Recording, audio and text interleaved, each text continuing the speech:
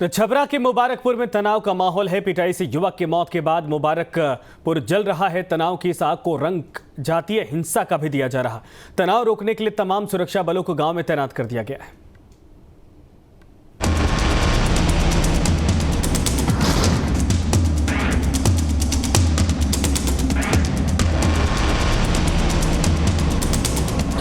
बिहार एक बार फिर जातिगत संघर्ष की आग में झुलस रहा है। कुछ लोगों की दबंगई ने दो जातियों में ऐसा विवाद खड़ा किया कि देखते ही देखते पूरा इलाका छावनी में तब्दील हो गया।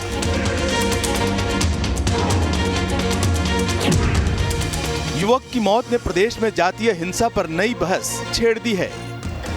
छपरा में शराब कांड की आग अभी बुझी भी नहीं थी कि जिले में हुई हिंसा ने शासन प्रशासन और कानून व्यवस्था को सवालों के कटघरे में खड़ा कर दिया है।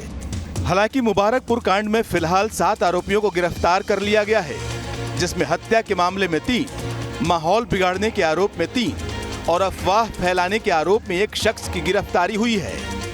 इस बीच एसटीएफ भी एक्शन के मोड में नजर आ रही है। आरोपी मुखिया पति की तलाश तेजी से की जा रही है। इसी कड़ी में एसटीएफ ने कई ठिकानों पर छापेमारी की है। आरोपी के करीबियों के ठिकानों पर भी छापेमारी जारी है। मुबारकपुर में 3 युवकों की बेरहमी से पिटाई किए जाने के वीडियो ने आज जिले को हिंसा की आग में धकेल दिया है। ये पूरा मामला मांझी थाना इलाके का है।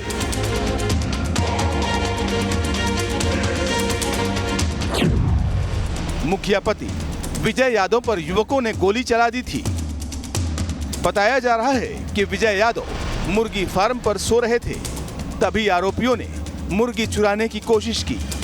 इस दौरान जब मुखिया पति ने उन्हें रोकने की कोशिश की तो आरोपियों ने गोली चला दी, जिसमें मुखिया पति बाल बाल बच गए। इस बीच मौके पर गांव वाले जमा हो गए और चारों युवकों की पिटाई शुरू कर दी।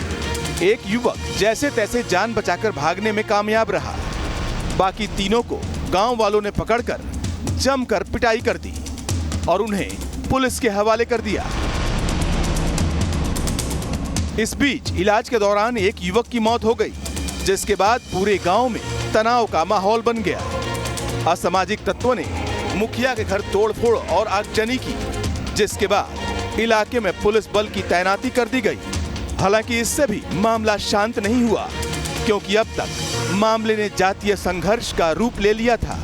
लिहाजा मामले की गंभीरता को देखते हुए इलाके में धारा 144 लागू कर दी गई। शांति बनाए रखने के लिए 2 दिनों तक इंटरनेट सेवा भी बंद कर दी गई। हालांकि इन सब के बीच मामले ने सियासी रंग भी लेना शुरू कर दिया है। छपरा के अंदर 3 बच्चों को किस तरह से बेरहमी से पीट रहा है, वो चिल्ला रहा है, एक का डेथ हो जाता है। किसी सरकार में बैठे लोग की बयान नहीं आती है, इतना मनोबल कैसे बढ़ा? अपराध करने का छूट किसी को नहीं मिलना चाहिए।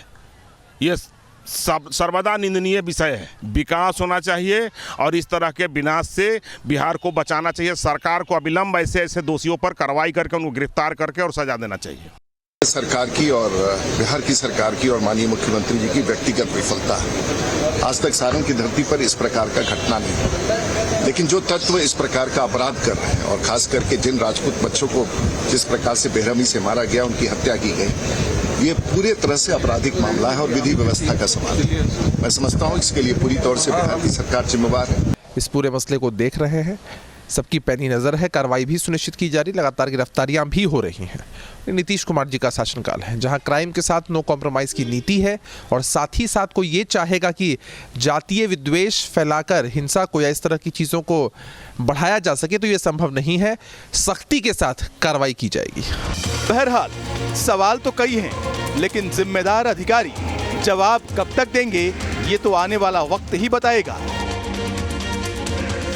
छपरा से विपिन मिश्रा के साथ रितेश मिश्रा, न्यूज़ स्टेट, बिहार झारखंड।